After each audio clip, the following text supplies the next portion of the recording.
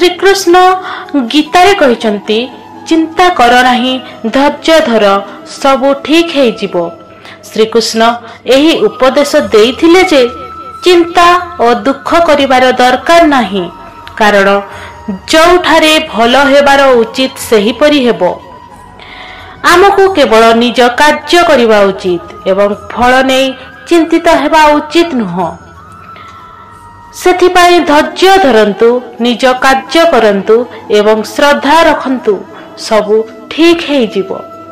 भगवान श्रीकृष्ण धैर्य विषय रे किछि उपदेश देइचंती एवं ताहा श्रीकृष्ण भगवत गीतार धैर्य एवं सहनशीलता विषय रे कहिचंती, जेउथिरे से कहिचंती जे जीवन रे कष्ट संघर्ष एवं परीक्षा अवश्य आसीबो, किंतु जे लोक सठिक ज्ञान धैर्य एवं निष्ठा सहित अग्रसर हुए सही जन कदापि हारिबे नाही। संयम एवं धैर्य विषय रे से कहिचंती, तुमे जगरे दृढ़ हुओ एवं तुम कर्म कर, फल नहीं चिंता कर नाही। धैर्य एवं निष्ठा सहित काम कले सबु ठीक है जीवो। दुख एवं संघर्ष को सहिबा विषय रे कहिचंती, एही जगतरे खुशी एवं दुख शीत एवं उष्मता एमिति विभिन्न परिस्थिति आसिबा एवं जीवा हेउची सामान्य घटना।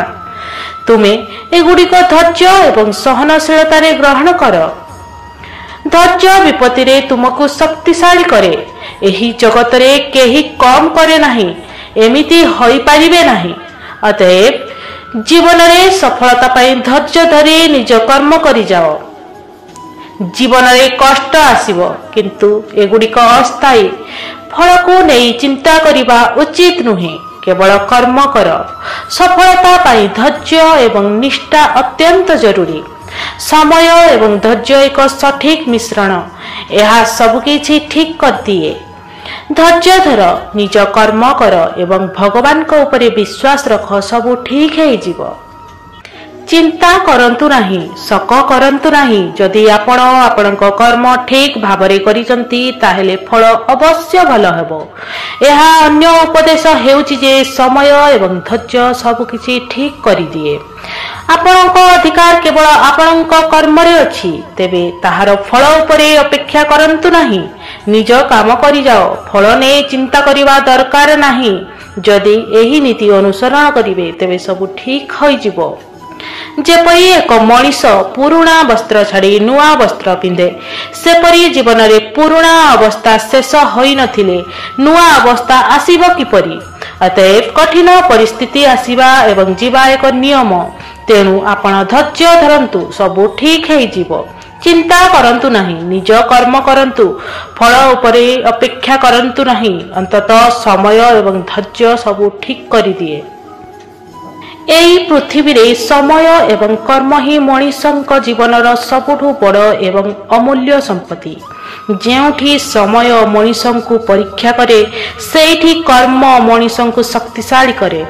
अतएव जेउ माने समयर सत्योग करी काम करंती, से माने जीवन रे एक ना एक दिने सफलता अवश्य पाहंती।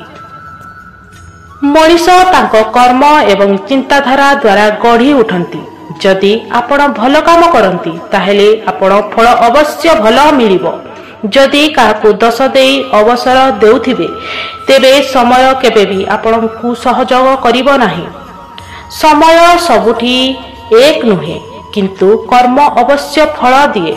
समय सबुठी एक रहे नाही, किंतु जेउ माने अनवरत कर्म करंती सेमाने सेमानंक समय निजे भल करि दियंती। समय भल किंबा खराब होई पारे, किंतु जेउ माने निरंतर प्रयास करंती सेमानंक समय निजे उन्नत करि दिए। जेउ माने घड़ी देखी बसी रहंती सेमाने सफलता ठारू दूर रे रुहंती। जेउ माने आलस्य अटंती सेमाने समय एवं जीवन उभय हरांती। तेणु किछि करिबा आवश्यक। एही समय आपण कौन करुछंती, सेही अनुसारे आपणक भविष्यत लेखा जाए। ଏହି ଜୀବନରେ ଯେଉଁ ମଣିଷ ଦୃଢ଼ ଏବଂ ଆଗକୁ ବଢ଼ିବାରେ ମନୋଭାବ ରଖନ୍ତି ସେମାନେ ଆପଣଙ୍କ ଭବିଷ୍ୟତ ନିଜେ ନିର୍ମାଣ କରନ୍ତି। ଯଦି ଏକଚଟିଏ ଏକ ବଡ଼ ଉଦ୍ଦେଶ୍ୟ ପାଇଁ ତ୍ୟାଗ କରନ୍ତି ସେହି ମଣିଷ ସମୟ ଓ ଭାଗ୍ୟକୁ ନିଜ ପାଖରେ ନେଇପାରନ୍ତି। ଏଥିରୁ ଆମେ ବୁଝିବା ଯେ ସମୟ ଏବଂ କର୍ମ ଏକା ସାଙ୍ଗେ ଚାଲେ। ଯଦି ଆପଣ ଏବେ ଶ୍ରମ କରନ୍ତି ତେବେ ଆସନ୍ତାକାଲି ଏହି ସମୟ ଆପଣଙ୍କ ପକ୍ଷରେ ରହିବ। ଆଳସ୍ୟ ଏବଂ ଚିନ୍ତା କେବେ ବି ସଫଳତା ଆଣିପାରେ ନାହିଁ। ସେମାନେ ହିଁ ଏକ ଦିନ ସଫଳ ହୁଅନ୍ତି ଯେଉଁମାନେ ଆଜି ନିରନ୍ତର ପ୍ରୟାସ କରୁଛନ୍ତି। ନିଜ କର୍ମ କର, ଧୈର୍ଯ୍ୟ ଧର, ସମୟର ସଦ୍ଯୋଗ କର ଏବଂ ଜୀବନ। ନମସ୍କାର ସାଙ୍ଗମାନେ, ଆପଣଙ୍କୁ ଏହି ଭିଡ଼ିଓଟି କେମିତି ଲାଗିଲା ନିଜର ମତାମତ ନିଶ୍ଚିତ ଦେବେ। ଏମିତି ନୂଆ ନୂଆ ଭିଡ଼ିଓ ଦେଖିବା ପାଇଁ ଆପଣ ଆମ ଚ୍ୟାନେଲକୁ ସବସ୍କ୍ରାଇବ୍ କରନ୍ତୁ ଏବଂ ବହୁତ ସାରା ଭଲ ପାଇବା ଦିଅନ୍ତୁ। ରହିଲି, ନମସ୍କାର।